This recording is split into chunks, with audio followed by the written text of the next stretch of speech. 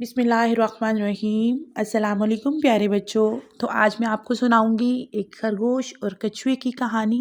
तो कहानी शुरू करते हैं। एक कछुआ और खरगोश की दोस्ती होगी। दोनों एक साथ घूमते फिरते।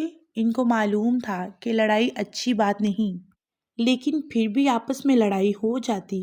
एक दिन दोनों रास्ते में जा रहे थे तो खरगोश तेज चलने की वजह से आगे निकल गया और कछुआ अपनी कम रफ्तार की वजह से पीछे रह गया, जिस पर खरगोश इसका मजाक उड़ाने लगा।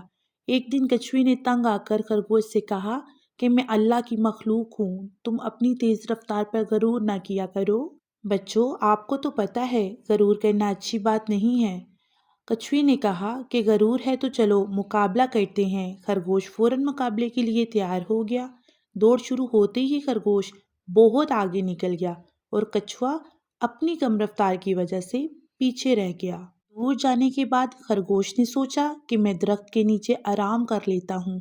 कछुआ तो बहुत पीछे है। खरगोश दरख्त के नीचे सो गया।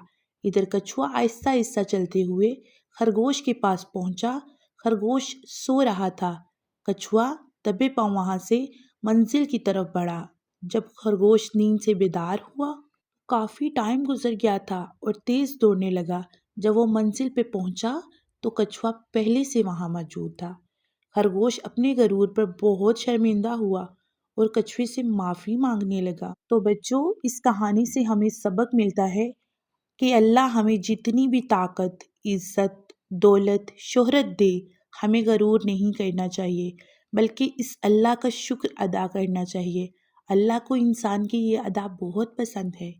तो आपको अगर ये स्टोरी पसंद आई हो तो वीडियो को लाइक करें और चैनल को सब्सक्राइब करें। तो मिलते हैं एक नई वीडियो के साथ। अल्लाह हाफिज़।